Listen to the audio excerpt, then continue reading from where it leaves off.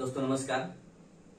भारत का संवैधानिक विकास पॉलिटी का बहुत इंपॉर्टेंट टॉपिक, इसके तहत एक वीडियो पहले बन चुका है और ये दूसरा वीडियो है। चाहे तो आप प्लेलिस्ट में जाकर उस वीडियो को देख सकते हैं या नहीं तो आप डिस्क्रिप्शन में जाकर उस वीडियो को देख सकते हैं। मैं लिंक शेयर कर दूंगा पिछले वीडियो का, ठीक है। तो भारत का संवैधानिक विकास, पिछला वीडियो हमने देखा कि किस तरह हमारा संविधान का विकास शुरू हो जाता है ब्रिटिश ईस्ट इंडिया कंपनी के आने के बाद। तो ध्यान दोस्तों इस बात का रखना है कि ये जो टॉपिक है, मैं कल भी कहने का मतलब पिछला वीडियो में बताया था कि इतिहास का कुछ पार्ट आएगा और पॉलिटिकल पार्ट तो है ही। तो इस आधार पर कुछ इतिहास को भी जानेंगे, कुछ पॉलिटी को जानेंगे। विशुद्ध ना पॉलिटी है, ना विशुद्ध, ना ही ये इतिहास ही है, ठीक है। चलिए आगे बढ़ते हैं। तो आज के इस पार्ट में हम लोग देखेंगे कुछ एक्ट के बारे में, लेकिन इससे पूर्व मैं आपको बताना चाहूंगा इस बात को लेकर कि दोस्तों, अगर आप लोगों को वीडियो अच्छा लग रहा है तो प्लीज सब्सक्राइब करेंगे, शेयर करेंगे, लाइक भी कीजिएगा, ठीक है।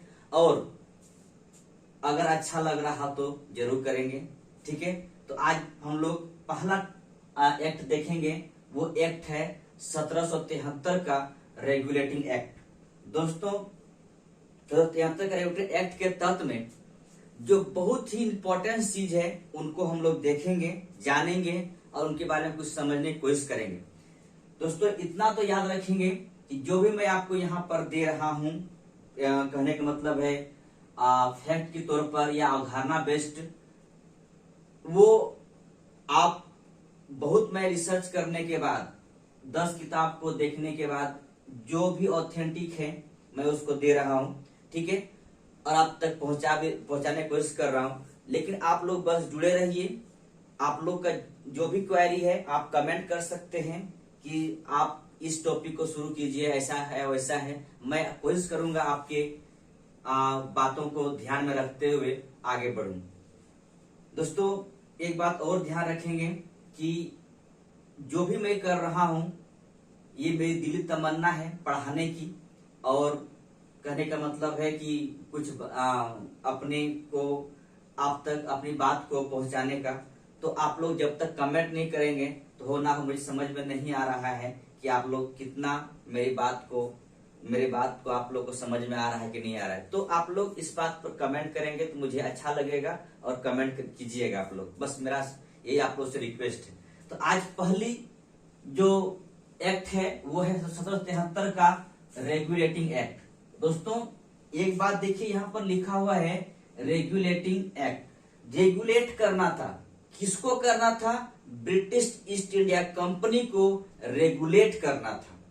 क्योंकि देखिए प्लासी का युद्ध और बक्सर के युद्ध दोनों हो जाने के बाद लगभग 64 के बाद इधर 6 साल उधर और 8-9 साल के बाद ये रेगुलेटिंग एक्ट लाया गया था, ठीक है। तो इसमें इस बात को ध्यान रखा गया था कि रेगुलेटिंग एक्ट किसके लाया गया था? ब्रिटिश ईस्ट इंडिया कंपनी को उसे रेगुलेट करना था। दोस्तों एक बात और ध्यान रखेंगे, जो ब्रिटिश ईस्ट इंडिया कंपनी या व्यापार कर रहा था दूध का धोया हुआ नहीं था, कुछ गलतियां कर रहे थे। उस गलती को लेकर ब्रिटिश सरकार के ऊपर कुछ न कुछ अड़चन या दोषारोपण हो रहा था कि आपने जिस कंपनी को पूर्वी देशों के साथ व्यापार करने के लिए भेजे हैं वो कंपनी उन देशों के साथ में गलत कर रहे हैं। तो उसी को रेगुलेट करने के लिए ये एक्ट लाया गया था, ठीक है। कब लाया गया था? 1773 में लाया गया था, ठीक है। देखिए इसमें सबसे पहला पॉइंट है कि बंगाल के गवर्नर को एक पद नाम दिया, बंगाल का गवर्नर जनरल। दोस्तों याद रखेंगे, बंगाल के गवर्नर को बंगाल का गवर्नर जनरल कहा जाने लगा, ठीक है। इस आधार पर लॉर्ड वारन हेस्टिंग्स पहला बंगाल का गवर्नर जनरल बनते हैं, ठीक है। लॉर्ड वारन हेस्टिंग्स बंगाल का प्रथम गवर्नर जनरल बनते हैं। ठीक है, इससे पूर्व अगर आप जानना चाहते हैं तो जान लीजिए, इससे पूर्व बंगाल का गवर्नर, पहला गवर्नर वो थे रॉबर्ट क्लाइव। ठीक है, बंगाल का प्रथम गवर्नर रॉबर्ट क्लाइव और बंगाल का प्रथम governor general Lord Warren Hastings. ठीक है, इसके बाद देखिए हमारे पास 3 प्रेसिडेंसी था, बंबई, मद्रास और कोलकाता। ठीक है, कलकत्ता व मद्रास 3 प्रेसिडेंसी था। उन तीनों प्रेसिडेंसी को एक कर दिया गया। कहने का मतलब है तीनों प्रेसिडेंसी का गवर्नर जनरल एक होगा। ठीक है, पहले तीनों का गवर्नर अलग अलग हुआ करता था, लेकिन अब क्या कर दिया गया, तीनों का गवर्नर जनरल एक होगा, वो कलकत्ता में रहेंगे। पहली बात। दूसरी बात ये समझ लीजिए। ठीक है, कलकत्ता, मद्रास और बंबई प्रेसिडेंसी को एक कर दिया गया और तीनों का गवर्नर जनरल एक हो जाएगा, वो होंगे वारन हेस्टिंग्स और वो कलकत्ता में उसकी ऑफिस होगी, क्योंकि उस समय कलकत्ता ही भारत की राजधानी के स्वरूप काम कर रहा था। ठीक है, आगे इसके बाद गवर्नर जनरल के परिषद का गठन किया गया। ठीक है, गवर्नर जनरल की कार्यकारी परिषद गठन किया गया और उसमें 4 मेंबर दिया गया। आप दोस्तों ये कहेंगे कि 4 मेंबर क्यों दिया गया, क्या जरूरत था उसकी? आपको मैं राष्ट्रपति के तहत में बता चुका हूं, राष्ट्रपति या तो खुद अपने से काम करेंगे या अपने अधीनस्थ पदाधिकारी के द्वारा काम करेंगे। अधीनस्थ पदाधिकारी मतलब कौन है? मंत्रिपरिषद। इसी प्रकार यहाँ पर है, गवर्नर जनरल तो खुद करेंगे, नहीं तो 4 मेंबर लेकर साथ मिलाकर काम करेंगे। ठीक है, तो इसके गवर्नर जनरल को सहायता करने के लिए 4 मेंबर का नियुक्ति किया गया। इसे कहा गया कार्यकारी परिषद। ठीक है, कार्यकारी परिषद। वो 4 मेंबर कौन कौन थे? फिलिप फ्रांसिस, कैलवेरिंग, मॉनसेन और बोरवेल। ठीक है दोस्तों, याद रखेंगे, फिलिप फ्रांसिस, कैलवेरिंग, मॉनसेन और बोरवेल, ये 4 मेंबर थे गवर्नर जनरल का कार्यकारी परिषद का। इन चारों का जो कार्यकाल था वो 5 वर्ष का होता था।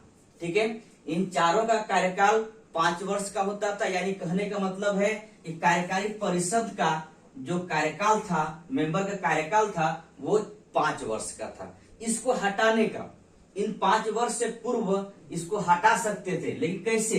कोर्ट ऑफ डायरेक्टर्स की सिफारिश पर ब्रिटिश सम्राट इसे 5 वर्ष से पूर्व हटा भी सकते थे। दोस्तों ध्यान रखेंगे कि इस मेंबर को, किसी एक को हटाने के लिए, क्या 5 वर्ष से पूर्व हटाने के लिए कोर्ट ऑफ डायरेक्टर्स, मैं कल भी आपको पिछला वीडियो में बताया था कि कोर्ट ऑफ डायरेक्टर्स के बारे में आप सही तरीके से याद रखेंगे। ठीक है, ध्यान रखेंगे। कोर्ट ऑफ डायरेक्टर्स यानी निदेशक मंडल की सिफारिश पर ब्रिटिश सम्राट द्वारा 5 वर्ष पूर्व कार्यकारी परिषद सदस्यों को हटाया जा सकता था।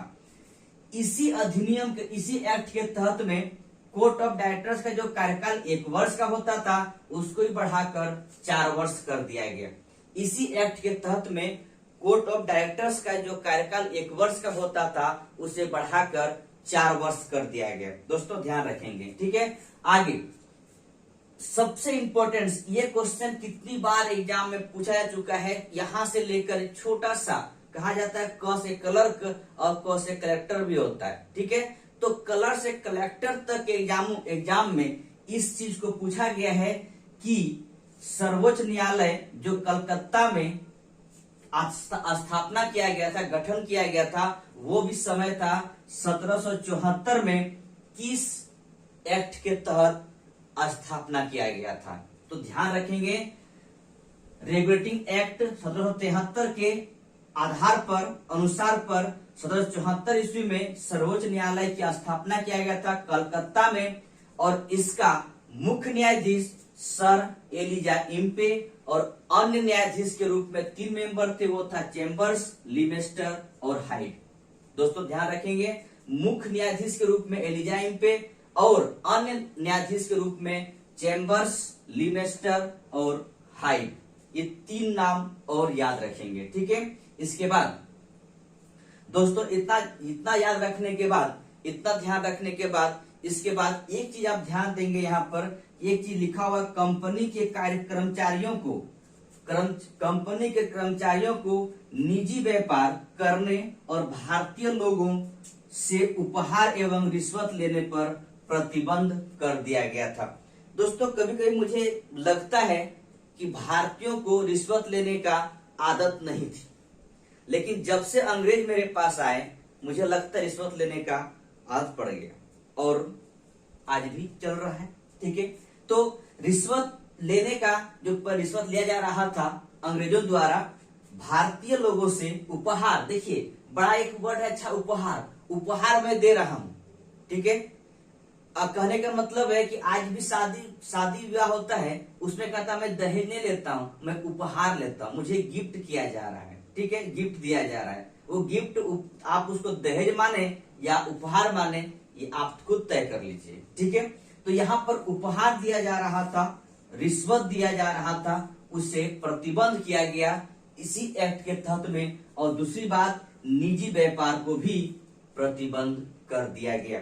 दोस्तों ध्यान रखेंगे, निजी व्यापार को प्रतिबंध करने की वजह है, और यही निजी व्यापार की वजह से बक्सर का युद्ध हुआ था। इतिहास में पढ़ेंगे आप, निजी व्यापार की वजह से बक्सर का युद्ध हुआ था। अगर ये अंग्रेज ऐसा काम नहीं करता तो शायद बक्सर का युद्ध नहीं होता। ठीक है दोस्तों, ये था आपका रिक्रूटिंग एक्ट के तहत में इतना सा पॉइंट आया। हम आगे बढ़ते हैं। ठीक है, आगे बढ़ते हैं, और दूसरा पॉइंट के रूप में है आपके पास एक्ट ऑफ सेटलमेंट, यानी दूसरा जो एक्ट आया था वो है एक्ट ऑफ सेटलमेंट 1781। ठीक है, इसको लाने का मकसद ये था खासकर ब्रिटिश सरकार द्वारा कि जो 73 का रिक्रूटिंग एक्ट में जो कमी रह गया था उसको कैसे दूर किया जाए। यानी रिक्रूटिंग एक्ट का जो कमी को दूर करने के लिए जो दूसरा एक्ट आया था वो था एक्ट ऑफ सेटलमेंट 1781। इसके तहत में रिक्रूटिंग एक्ट की कमी को दूर किया गया था। इसके तहत एक बात और जान लीजिए आप लोग कि बंगाल, बिहार और उड़ीसा में इस एक्ट के तहत, एक्ट ऑफ सेटलमेंट के तहत में विधि बनाने का, कानून बनाने का एक और अधिकार मिल गया। ठीक है, एक तो अधिकार मिल चुका था इस एक्ट के द्वारा, यानी रिक्रूटिंग एक्ट के द्वारा एक अधिकार तो मिल चुका था, ब्रिटिश शासन, ब्रिटिश जो अपने अधिकार क्षेत्र में था वो उस पर कानून बनाया जाए। लेकिन स्पेशल रूप से इस सेटलमेंट एक्ट के तहत में बंगाल, बिहार और उड़ीसा में भी एक विधि बनाने का, कानून बनाने का अधिकार मिल गया। इस प्रकार ब्रिटिश ईस्ट इंडिया कंपनी को दो एक्ट के तहत में पूरे इंडिया में, आप कह सकते हैं एक तो पूरे इंडिया में रिक्रूटिंग एक्ट के तहत में और सेटलमेंट एक्ट के तहत में बंगाल, बिहार, उड़ीसा में विधि बनाने का, कानून बनाने का अधिकार प्राप्त हो गया। ठीक है दोस्तों, 1781 के बाद हम लोग आगे बढ़ते हैं। दोस्तों हम लोग आगे बढ़ते हैं और अगला एक्ट के रूप में है Pitt's India act. Pitt's India act 1784। इस समय एक नया एक्ट आया जिसका नाम है पिट्स इंडिया एक्ट 1784। दोस्तों इस समय दो कह सकते पहले से तो एक बना हुआ था जिसको मैं बार बोल रहा हूं, यह है कोर्ट ऑफ डायरेक्टर्स तो पहले से था जिसको आप निदेशक मंडल के तौर पर जानते हैं। दूसरा एक बोर्ड बनाया गया, बोर्ड ऑफ कंट्रोल।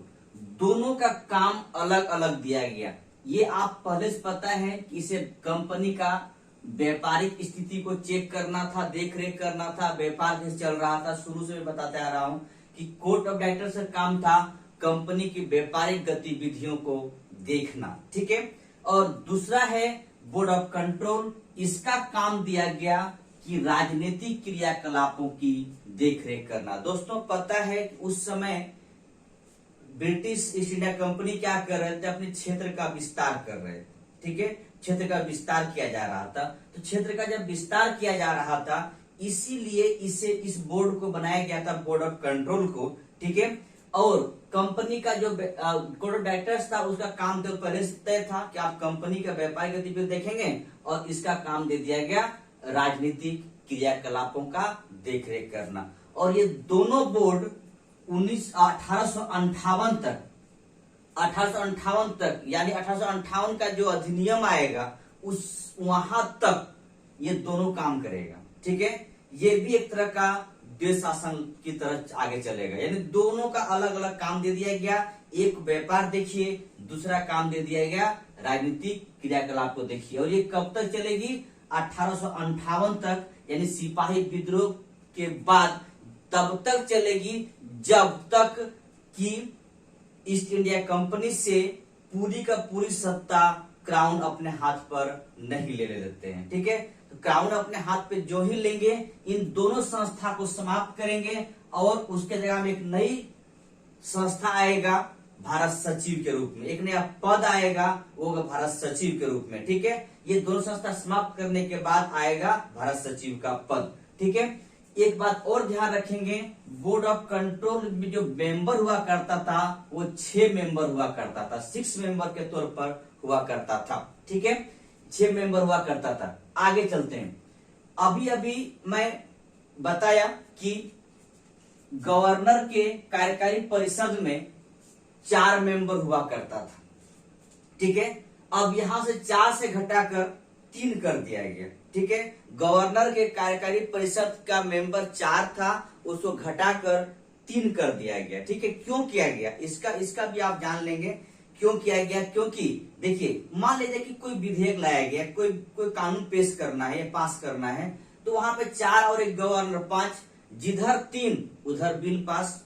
ठीक है, लेकिन इसमें क्या होता था कि चारों के बीच में सामंजस्य बैठता ही नहीं था, एक तरफ कोई वोटिंग होता ही नहीं था, तो गवर्नर को बड़ा टेंशन होता है इस बात को लेकर कि कोई भी कानून पास नहीं हो पाता है। तो वहां से एक मेंबर को हटाया और गवर्नर को विशेष अधिकार दिया गया कि आप 3 में से एक किसी को अपनी तरफ मिला लीजिए, और कोई उस तब मिलाएंगे जब कोई उस कानून पर विरोध करे मेंबर। ठीक है, विरोध करे तब मिला लेंगे, और एक तरफ 2 एक तरफ 2 हो जाएगा, और इधर जिधर गवर्नर है उधर का पड़ला भारी होगी, और अगर विधेयक पास करना, कानून पास करना है तो पास हो जाएगा। ठीक है, इसलिए 3 कर दिया, क्योंकि गवर्नर को एक को अपने पास खींचना था। उस समय गवर्नर को 2 खींचना पड़ता अपने पास में, तो जल्दी होता नहीं था, क्योंकि सबका अपना अपना मत है, अपना अपना विचार था, इस वजह से प्रॉब्लम क्रिएट हो रहा था। तो 4 से 3 कर दिया गया गवर्नर के कार्यकारी परिषद में। अगला देखेंगे पॉइंट के रूप में है प्रांतीय परिषद। ठीक है, प्रांतीय परिषद का भी संख्या घटाकर कितना कर दिया? 4 से 3 कर दिया। और ध्यान रखेंगे इन 3 सदस्यों में से एक सदस्य कौन होता था? प्रांत का सेनापति। दोस्तों ध्यान रखेंगे, जो प्रांतीय परिषद था उसका भी सदस्यों की संख्या घटाकर 4 से 3 कर दिया गया। उसमें से एक जो सदस्य हुआ करता था वो प्रांत का सेनापति हुआ करता था। तो सबसे इंपॉर्टेंट जो चीजें हैं वो है आपके कोर्ट ऑफ डायरेक्टर्स और बोर्ड ऑफ कंट्रोल, इसको याद रखेंगे। एक का काम है कंपनी का व्यापारिक गतिविधि देखना, दूसरा काम है राजनीतिक गतिविधि देखना। इसका 6 मेंबर हुआ करता था और ये 1858 तक चलते रहा। और दूसरी सबसे इंपॉर्टेंट जो इस एक्ट के तहत में जो सबसे अच्छा याद करने का चीजें जो कि आपसे एग्जाम पॉइंट व्यू से देखा जाता है वो क्या है? गवर्नर जनरल का परिषद के जो सदस्य 4 था उसको घटाकर 3 कर दिया गया। इन दोनों को याद रखेंगे, बस काम चल जाएगा। ठीक है, आगे बढ़ते हैं। आगे है आपका 1786 का अधिनियम, एक्ट ऑफ 1786। ठीक है, देखिए इसमें 2 चीजें ध्यान रखेंगे। गवर्नर जनरल को विशेष परिस्थिति में, तो दोस्तों यहाँ 3 करने के बावजूद भी विशेष परिस्थिति को ऐसा अगर उत्पन्न होता है तो गवर्नर जनरल परिषद के निर्णय को निरस्त कर अपने निर्णय को लागू कर सकते थे। विशेष परिस्थिति ध्यान रखेंगे, गवर्नर को अगर लगे विशेष परिस्थिति में कि क्या करना था, उसको परिषद का जो निर्णय होता था, ये परिषद में 3 मेंबर है, 3 मेंबर का जो निर्णय होता था उसको रद्द करके अपने निर्णय को लागू कर देना था, अपने निर्णय को स्थापित कर देना था। ठीक है, और दूसरा चीज इसमें क्या बदलाव किया, सबसे बड़ी बदलाव क्या किया था, गवर्नर जनरल को प्रधान सेनापति के तौर पर शक्ति प्रदान किया गया था। जैसे कि आज भी हमारे राष्ट्रपति के पास तीनों शक्ति का जो अधिकार राष्ट्रपति के पास है, उसी प्रकार उस समय इस एक्ट के तहत में, एक्ट ऑफ 1786 के तहत में गवर्नर जनरल को प्रधान सेनापति की शक्ति प्रदान कर दिया गया था। और ये दोनों शक्ति को पहली बार ग्रहण करने वाला व्यक्ति कौन है, लॉर्ड कॉर्नवालिस। जैसे कि अभी के वर्तमान परिप्रेक्ष्य में देखेंगे, राष्ट्रपति के पास वीटो पावर है और राष्ट्रपति के पास आपका प्रधान सेनापति के तौर पर है। तो दोनों शक्ति अगर हम आज से तुलना करें तो पीएम के पास राष्ट्रपति के पास वीटो पावर है और प्रधान सेनापति भी मेरा राष्ट्रपति ही है। तो इन दोनों शक्तियों का, उस समय का गवर्नर के पास इन दोनों शक्तियों का विशेष परिस्थिति का शक्ति आप मान के चलिए वीटो पावर, और दूसरी बात है प्रधान सेनापति। ये दोनों शक्ति कब दिया गया था, 1786 में दिया गया था। और दोनों शक्ति को पहली बार ग्रहण करने वाला व्यक्ति कौन है, लॉर्ड कॉर्नवालिस। दोस्तों याद रखेंगे, ध्यान रखेंगे। दोस्तों आज हम लोग यहीं तक छोड़ते हैं, इसके बाद हम लोग आगे फिर दूसरा वीडियो आएगा, उसमें देखेंगे। दोस्तों ध्यान रखेंगे, थोड़ा सा ख्याल रखेंगे इस बात को लेकर कि अगर वीडियो अच्छा लगे तो सब्सक्राइब करेंगे और एक लाइक तो करेंगे, और जो सब्सक्राइब ना किए हो जरूर सब्सक्राइब करेंगे। थैंक यू, धन्यवाद।